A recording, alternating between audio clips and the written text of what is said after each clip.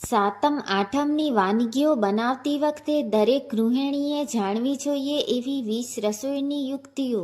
એટલે આજે વાત કરીશું એવી 20 રસોઈની યુક્તિઓની જે તહેવારોની વાનગીઓ બનાવતી વખતે ખરેખર કામ લાગી શકે.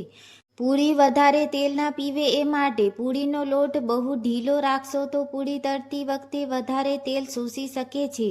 એટલે પૂરી માટે લોટ બાંધતી વખતે પાણી એકસાથે વધારે ન નાખવું. લોટ થોડો કઠણ બાંધવો અને તેને થોડો સમય ઢાંકીને રાખવો. પૂરી વણતી વખતે પણ લોટની જાડી પાતળી સરખી રાખવી. તેલ યોગ્ય રીતે ગરમ થયા પછી જ પૂરી તળવી. પૂરી સરસ ફૂલે એ માટે.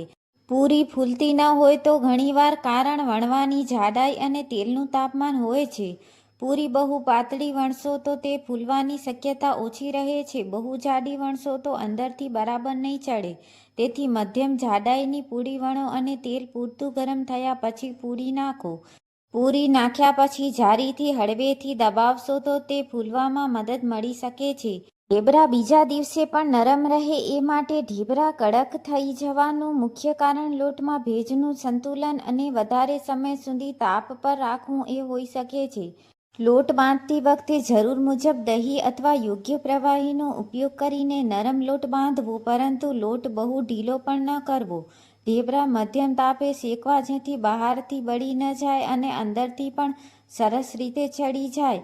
ઠંડા થયા પછી જ યોગ્ય ડબ્બામાં સંગ્રહ કરવા. ફરસી પૂરી લાંબા સમય સુધી કરકરી રાખવા.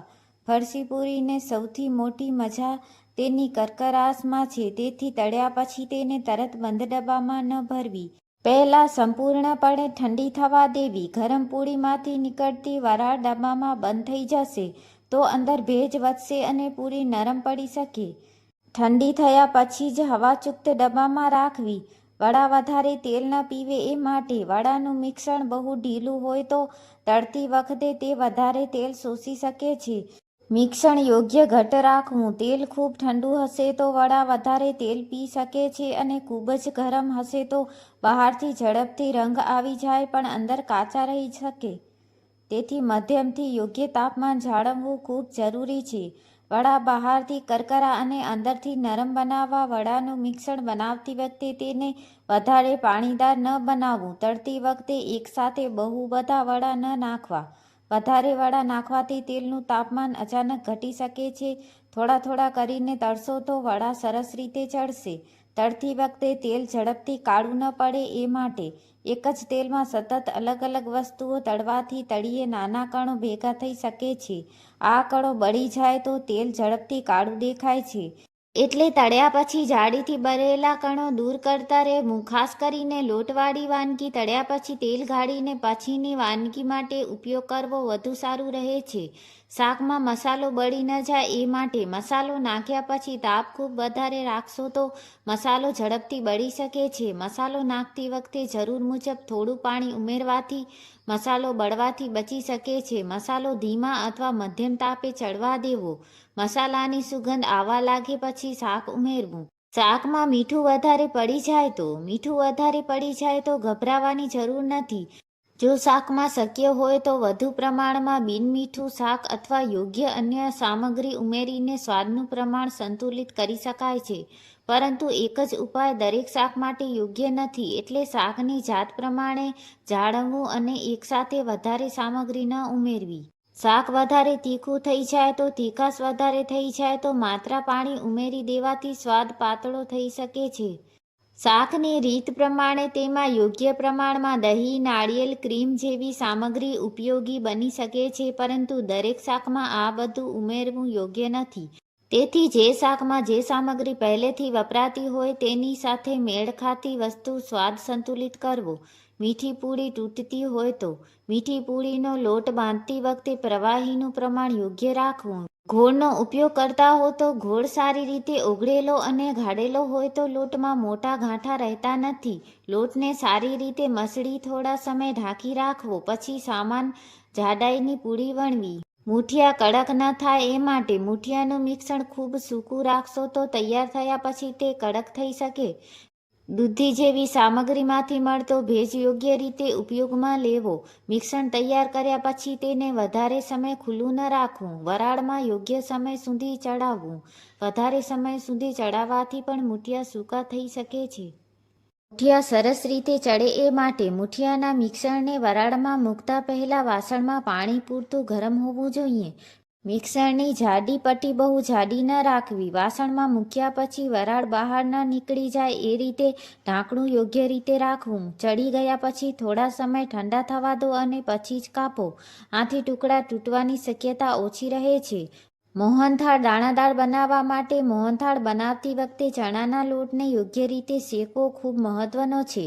લોટનો કાચો વાસ ન રહે અને સુગંધ આવવા લાગે ત્યાં સુધી યોગ્ય રીતે શેકવો. ઘીનું પ્રમાણ અને ચાસણીની યોગ્યતા પણ તેની બનાવટ પર અસર કરે છે. ચાસણી બહુ પાતળી કે બહુ જાડી થઈ જાય તો અંતિમ બનાવટ બદલાઈ શકે છે. એટલે આ વાનગીમાં ઉતાવળ ન કરવી. લાડુ બાંધતી વખતે તૂટે નહીં એ માટે લાડુનું મિશ્રણ બહુ સૂકું હોય તો લાડુ બાંધતી વખતે તૂટી શકે છે અને બહુ વધારે ઘી નાખશો તો લાડુ ચીકણા થઈ શકે. એટલે ઘી ધીમે ધીમે ઉમેરવું અને થોડું મિશ્રણ હાથમાં લઈને દબાવીને તપાસવું. મિશ્રણ યોગ્ય હોય ત્યારે લાડુ સરળતાથી બંધાઈ જશે. ગોળવાળી વાનગીમાં ગોળના ગાંઠા ન રહે એ માટે ગોળ સીધો મોટા ટુકડામાં નાખવાને બદલે પહેલાં ઉગાડીને ગાળી લેવો ઉપયોગી રહે છે. આથી ગોળમાં રહેલી અનિચ્છનીય અશુદ્ધતાઓ અલગ થઈ જાય છે અને ગાંઠા પણ ઓછા રહે છે. પછી વાનગીની રીત પ્રમાણે તેનો ઉપયોગ કરવો.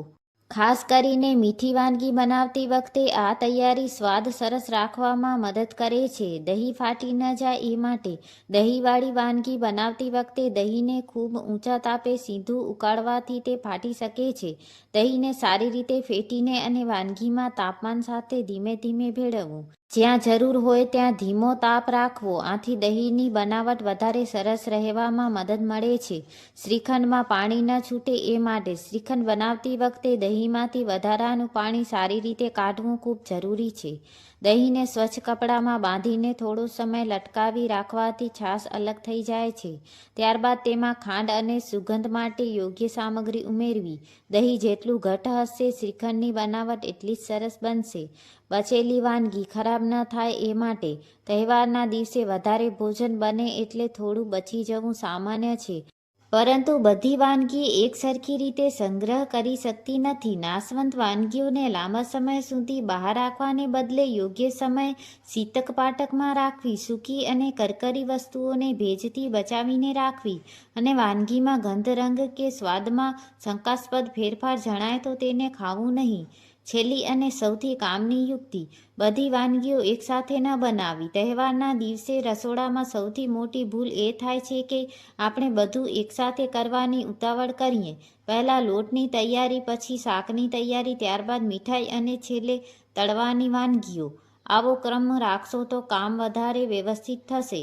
એક વાનગી પૂરી થયા પછી તેની સામગ્રી અને વાસણ ગોઠવી દો. આથી છેલ્લે રસોડામાં ગંદકીનો મોટો ઢગલો નહીં થાય. અને સૌથી મહત્વની વાત, તહેવારના દિવસે રસોડામાં કામ કરતાં કરતાં તમે પોતે જ એટલા થાકી જશો કે પરિવાર સાથે તહેવાર માણવાનો સમય જ નહીં મળે. તો બહેનો, આ હતી સાતમ આઠમની વાનગીઓ બનાવતી વખતે ખરેખર કામ આવે તેવી 20 રસોઈની યુક્તિઓ. આમાંથી ઘણી એવી છે જે ફક્ત સાતમ આઠમ નહીં પરંતુ આખું વર્ષ રસોડામાં કામ લાગી શકે છે.